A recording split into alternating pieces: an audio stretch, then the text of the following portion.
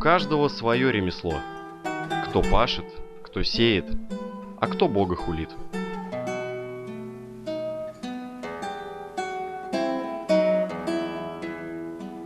Авторы фильма выражают глубокую благодарность нашему современнику, итальянскому историку Карло Гинзбургу, автору знаменитой книги «Сыр и черви».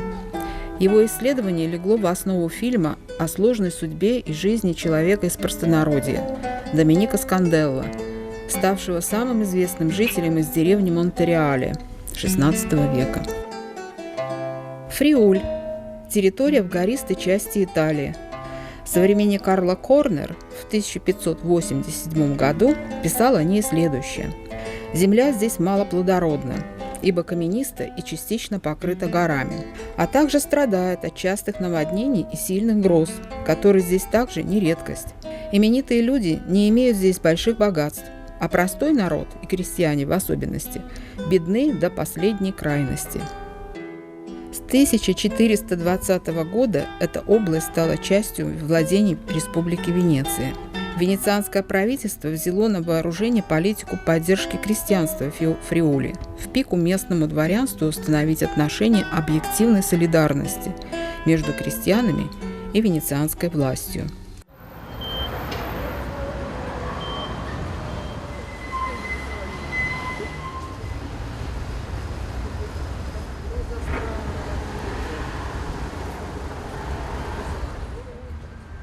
Che albero strano! Sono dorati? Hanno i troichi bianchi sono come i corpi delle donne. Li non ho visto mai a Montereale. Questi alberi non crescono da nessun parte. Questo posto è non Montereale, non è Aviano. Le case sono strane, brillano come cristalli. Dove sono? Ты кто такой странный? Клёво, у него мешок на голове. Ты кто? Sono Domenico Scandella. Altri mi chiamano Minocchio. Sono di Montereale. Чего не понимаю? Из Канады, что ли? Что ты сказал? Из Монреаля? Sono di Montereale, di Friuli. Mi sono spiegato bene? Sapete?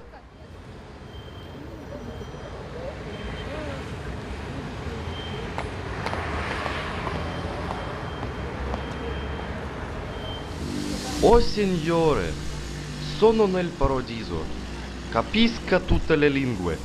А вы кто такие? Турки? Какой веры? Мы студенты университета. Сорбонна? Болонья? Нет, мы педагоги. Странно. А почему вы не говорите на латыни? Вы же студенты.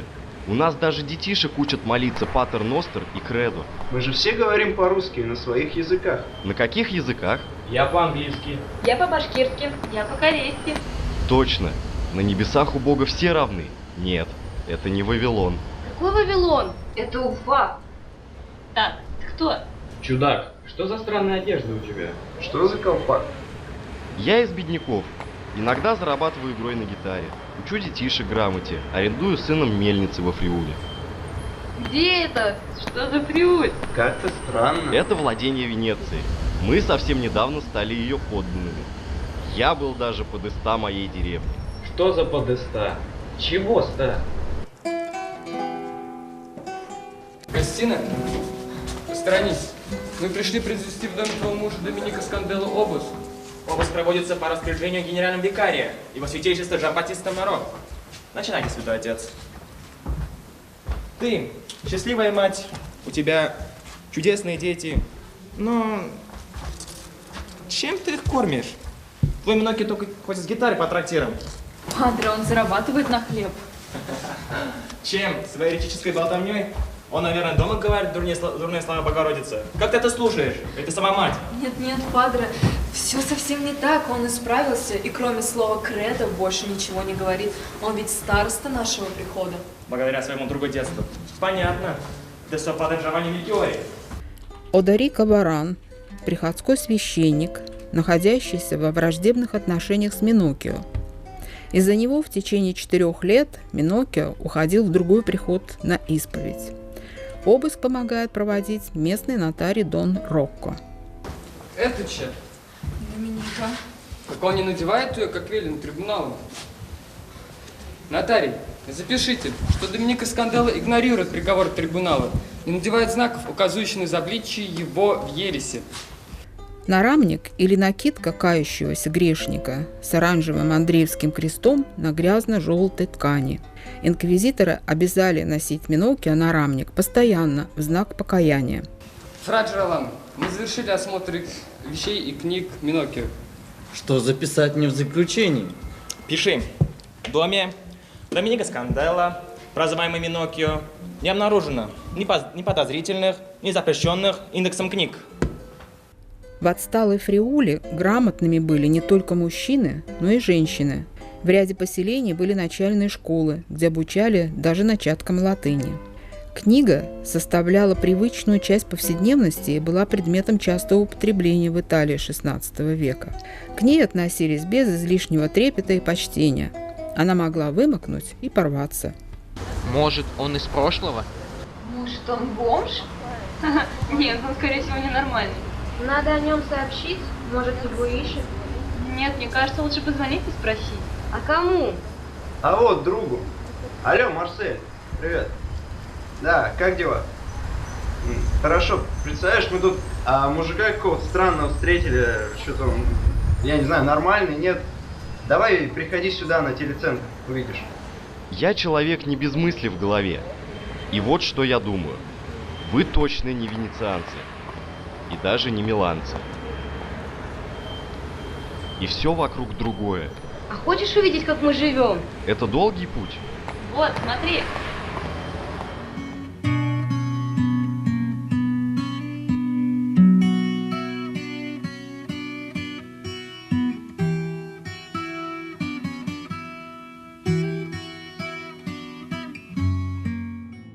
Процесс начинался, когда о нем еще ничего не знал тот, кто скоро попадет в застенок. Донос – вот главный двигатель судебного процесса. Донос может быть письменным и анонимным, а также устным.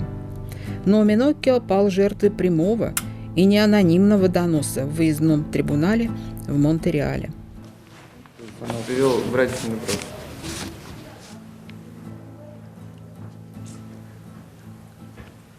Вы хотите показать Анасичайна Миноккио? Что именно?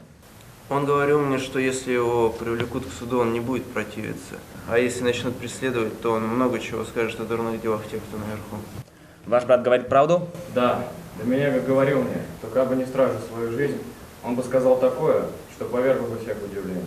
Я думаю, он хотел говорить о вере. Он то и дело спорит с кем-нибудь о вере, даже со священником. А еще он говорил, что верит только в добрые дела. С каким священником спорил Миноккио? Андреа Бионима, приходской священник в Монтереале. Драгатус респондит.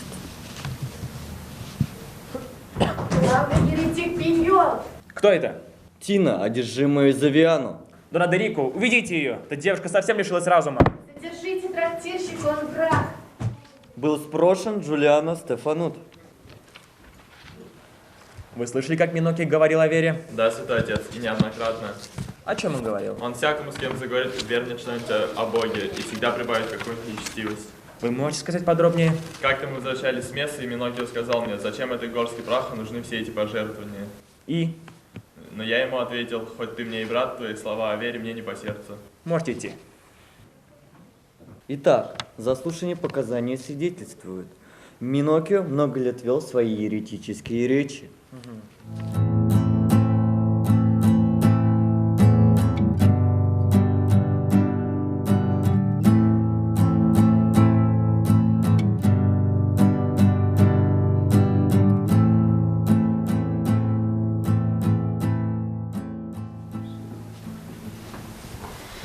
Доминика, наконец-то. Я так переживала. Я боялась, что тебя схватили инквизиторы, а ты, как всегда, не надел свой позорный крест. Я не надену, она мешает мне жить. Немедленно надень, а то хуже будет. Инквизиторы это просто так не оставят. Что случилось с тобой? Что ты так раскомандовалась? Приходил францисканец и Дон Адарико с нотарием Доном Курцием. Они искали меня? Нет, но они рылись в твоих вещах и искали в твоих книгах. Это просто так не оставят. Я столько раз уже они меня отпускали. Я им такого тумана в глаза напущу. Мне только попасть к ним, я им такого расскажу. Отец, меня хотят сосватать. Погоди ты, отец в опасности. Но мне пора замуж, а у меня даже нет приданого. Ну и что? Я хоть и маленькая, у меня тоже ухажер есть. Скоро карнавал, Лавиана. И время свадеб. Сначала Джованна, а потом и я. Девочки, какие карнавалы, какие свадьбы. Отцу и так плохо. У Миноккио было 7 детей, из которых самым надежным и любимым был Занута. Отец, почему тебя не было дома? Ведь тебе запретили уходить из Монреаля без накидки с крестом. Занута, со мной такое приключилось. Агастина не верит, но ты-то поверишь. Я шел на мельницу и подскользнулся, и попал как будто бы в рай. Но я ведь никогда в него не верил. Ты сейчас не веришь. Что ты говоришь? Ты не думаешь, что ты говоришь. Ты хочешь еще одного процесса? Ты хочешь попасть в ад? Я ведь попал не на Поповские небеси, нет. Я попал в новый мир, отличный от нашего. Ты совсем помешался на своей Мондавиле. Миноккио Мондавилой называют знаменитую книгу «Путешествие Джона де Мондевиля», создание которой приписывалось англичанину, сэру Джону де Мондевилю, якобы жившему в Сент-Олбансе в XIV веке. По легенде, Мондевиль был более 20 лет в путешествиях. Всех монстров и диковины мира он видел собственными глазами. Книга пользовалась успехом у многочисленных читателей XVI века. В Британском музее сохранилось только на итальянском языке 20 изданий путешествий Джона де Мондевиля. Книга здесь ни при чем, хотя она меня измучила. В ней я прочитал о разных верах, о разных языках, но сегодня я все это увидел. Расскажи, Миноккио. Настоящим другом Миноккио был его односельчанин, плотник Мелькиоре Джебберс. Он верил рассказам Миноккио и отказался впоследствии давать против друга показания в Инквизиции. Тот иной мир, что я увидел, он такой яркий, он ослепил меня. Я видел разных людей и даже разговаривал с ними на их языках. Такого быть не может. Господь наказал людей непониманием. Нет, ошибаешься, брат, это не Вавилон, а рай. Там все равны и понимают друг друга без латыни. Отец, что за сказки? Ты так ударился, что в голове у тебя до сих пор гудит. Я ведь не только слышал, но и видел. Женщины, как крестьянки и рабыни, в коротких юбках и штанах, как у турок. А лица у них разрисованы, как у венецианок. И руки незнакомые с работой. И живут они в стеклянных домах. Боже святый, это почище твоих рассказов о Мондавилле. Я теперь точно знаю, что Бог всем уделил от Духа Святого. И иудеям, и евреям, и христианам, и еретикам. И я знаю, что все могут спастись. Так тебе все равно кем быть? Турком? Иудеем? Или христианином? Нет, падре, я могу пояснить. Вот если бы я был турком, я бы не хотел становиться христианином. Но я же христианин, поэтому я не хочу быть турком. Лучше бы тебе помолчать, Доминик. Как бы не пришлось потом каяться. Карнавал и танцы – очень давнее и внесословное развлечение, привлекавшее публику в трактиры. В итальянских провинциях карнавал был зимним и весенним. Его признаком были черные маски. Карнавал позволял не только разнообразные и вольные танцы, но и шутки, подчас весьма двусмысленные. Начинаем танцы. Танцы открывает Паванна.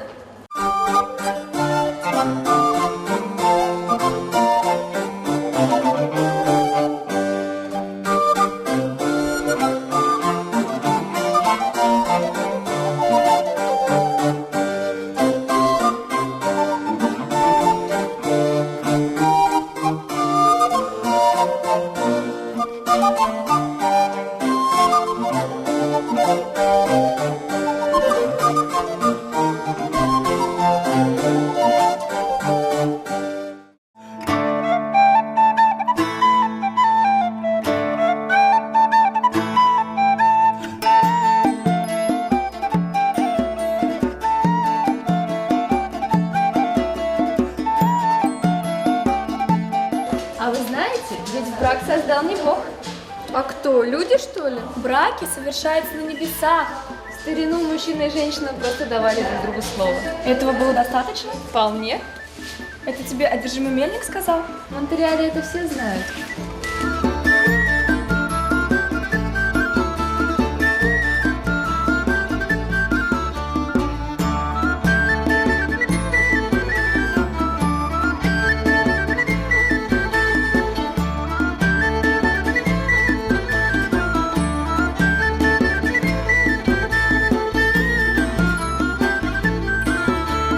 Но ведь это грех, а не брак. Так ведь и Христос родился вне брака. Он родился от Духа Святого. Как это Христос родился от Духа Святого, если он родился от шлюхи? Да-да, у Девы Марии было куча детей до брака с Иосифом. И она была шлюхой.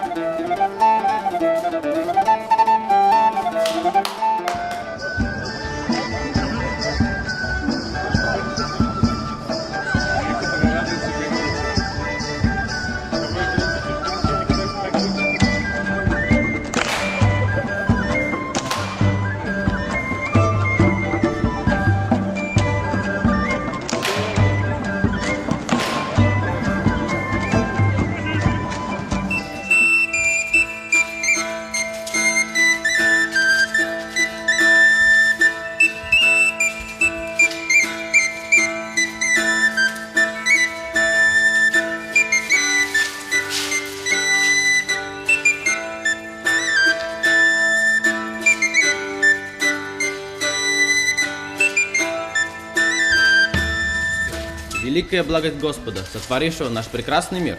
А кто, по-вашему, создал этот мир? Без сомнения, Бог. Нет, этот мир создан случайно. Если бы я мог говорить, я бы сказал, но я не хочу.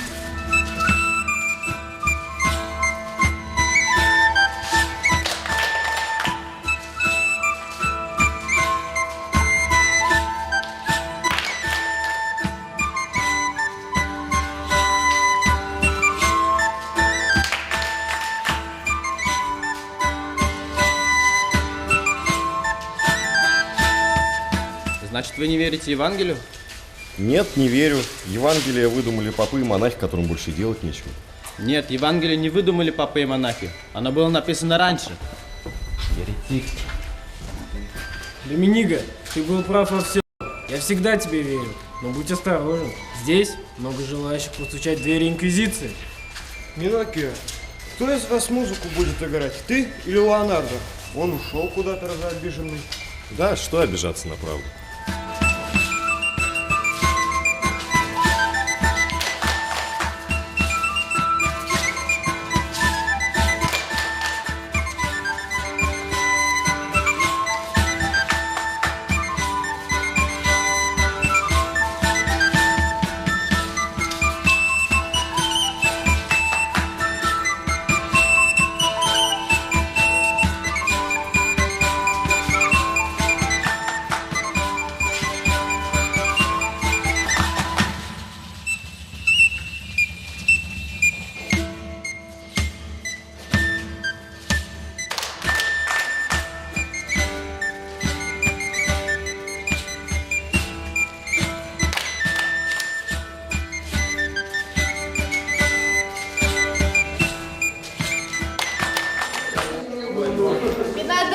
Бедаданти, вперед сюда, здесь отступники, еретики, вот они ведьмы.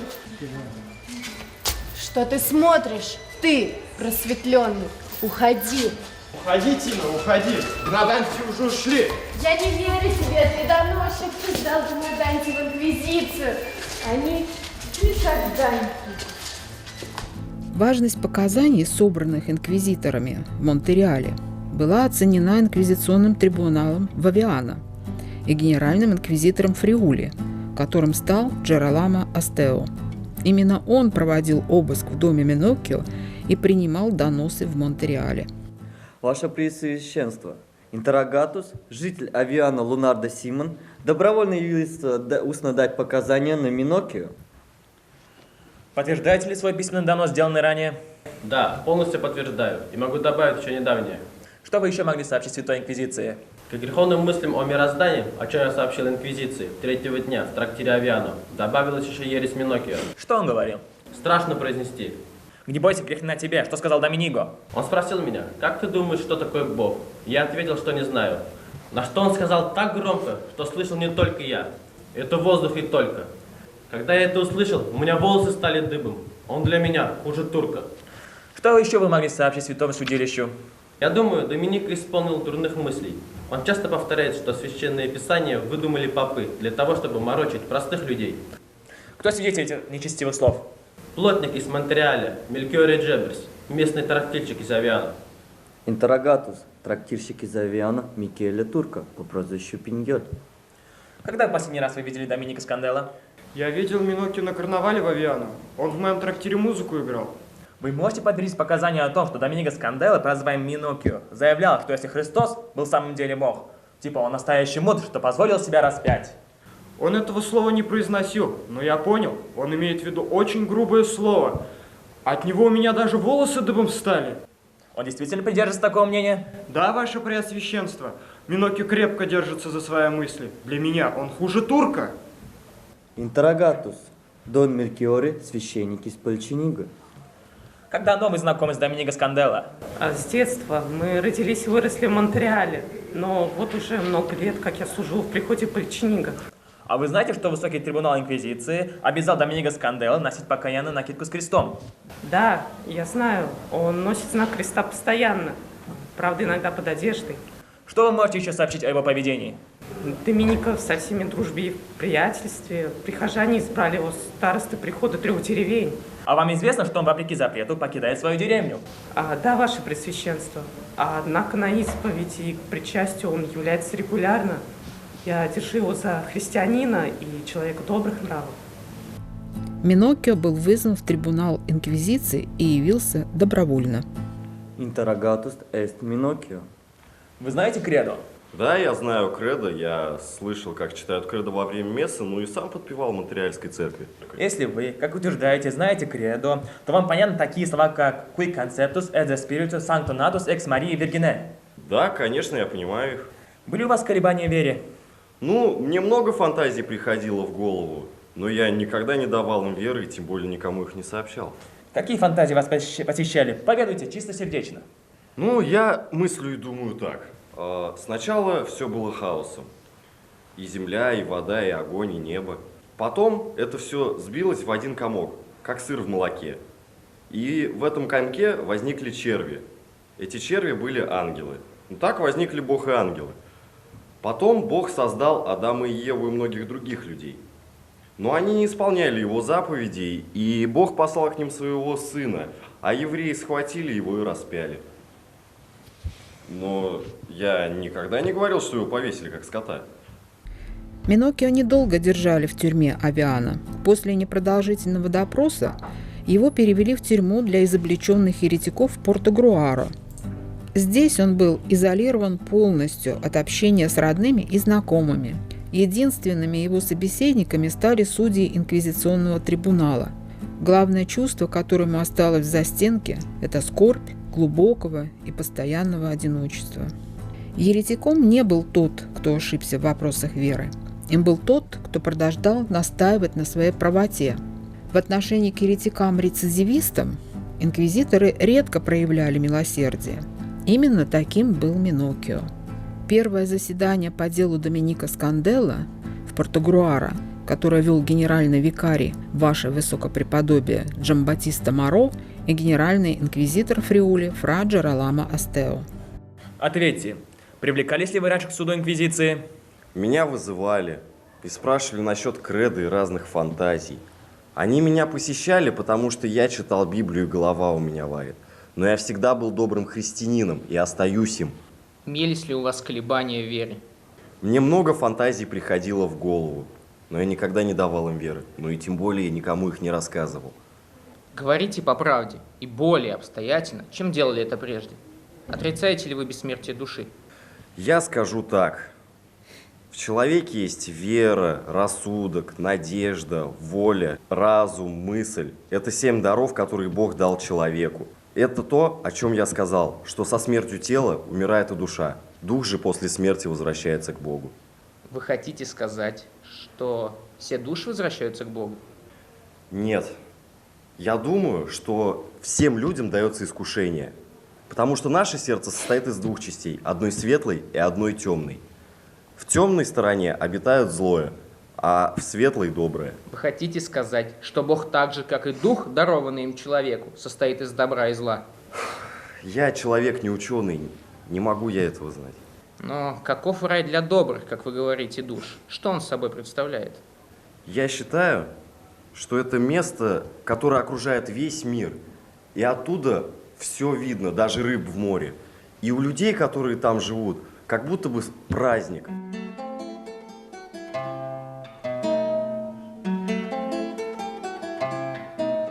Второе заседание по делу Доминика Сканделла. Желаете ли вы получить адвоката? Мне нет надобности в другой защите, кроме как умолять вас о милосердии. Но если можно мне иметь адвоката, я бы его взял. Но я же бедняк. За время пребывания в тюрьме умер сын Миноккио, Заннута. Другие дети отказались помогать отцу. Фра Джералама, вы позволите выбрать защитника из списка адвокатов? Я сам изволю совершить выбор. Нотарий, списки.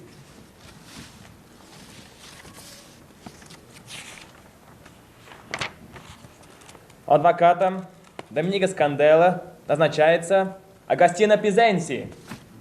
Адвокат не присутствует на судебном процессе. Он не может беседовать со своим клиентом наедине. Бумаги при написании заключения защиты ему готовит нотарий по результатам предварительного следствия. Третье заседание по делу Доминика Сканделла. Это пытка на дыбе. Перед пыткой осужденного раздевали, и врач производил осмотр для назначения меры истязания.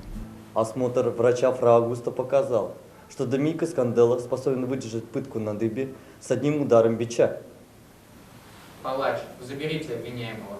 Обвиняемым завязывали руки за спиной и таким образом подвешивали над землей. В некоторых случаях на ноги вешались гири. В таком состоянии обвиняемый мог оставаться целый час. Одновременно инквизитор мог задавать ему вопросы. С кем вы вели разговоры? Убей меня, Бог. У меня нет никаких ни учеников, ни товарищей. Все, что я знаю, я сам прочитал из книг. Кто из еретиков вам известен? Я не имел дела ни с каким еретиком. Я просто хотел узнать великое и неизвестное. Пытка проводилась с умеренностью и длилась полчаса. Четвертое и последнее заседание по делу Доминика Сканделла. Агостино Пизенси считает, что свидетельства против Миноккио были взяты из старых рук. Они расходятся между собой. Они очевидно пристрастны. Из этого яствует «mera simplicitas id ignorantia» обвиняемого. Адвокат Агостино Пизенси требует оправдания обвиняемого в ереси Доминика Сканделла. Из прежних заседаний явствует, ибо об этом вам было заявлено, что дух ваш шаток и исполнен из нечестивых мнений. И ныне Святой Суд желает, чтобы вы закончили перед нами изложение своих мыслей. Дух мой объят был гордыней. Я желал нового устройства мира и нового устройства всей жизни. Я думал, что церковь идет не по правому пути и хулил ее за роскошество. Реляпсо. Реляпсо. Реляпс. Одновременно с процессом над Миноккио во Фриуле завершился с сожжением еретика инквизиционный процесс в Риме над бывшим монахом-францисканцем Джордано Бруно, который исповедовал техчайшие заблуждения в ереси и отрицал, что они являются заблуждениями и ересями. Как и Миноккио, он был признан нераскаянным, упорным и непреклонным еретиком. Реляпсо. Реляпсо. Реляпс. Миноккио мог стать тем, кем он стал благодаря двум великим историческим событиям – изобретению книгопечатания и реформации. Контрреформация открыла эпоху уничтожения народной культуры, борьбы против инакомыслящих. Миноккио не случайно закончил жизнь на костре. Ты кто?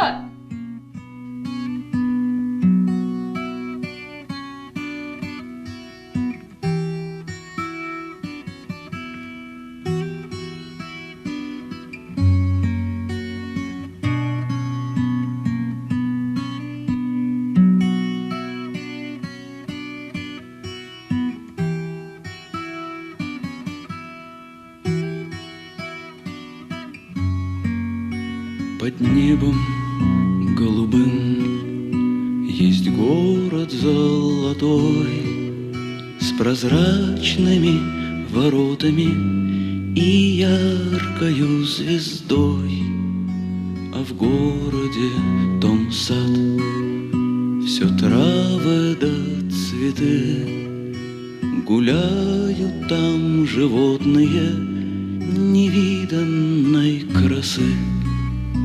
Одно, как желтый огнегривый лев, другое вол, исполненный очей, с ними золотой орел небесный, чей так светил взор незабываемый.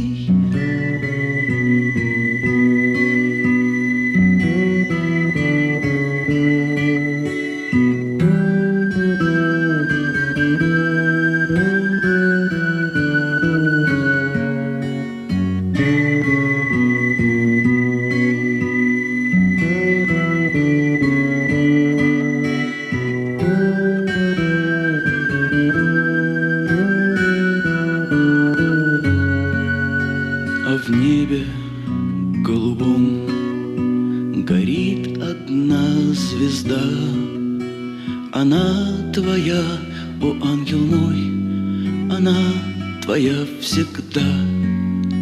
Кто любит, тот любим, кто светел, тот и свят. Пускай ведет звезда тебя дорогой в дивный сад. Тебя там встретит огнегривый лев и синий вол, исполненный очей, с ними золотой орел небесный, чей так светил взор незабываемый.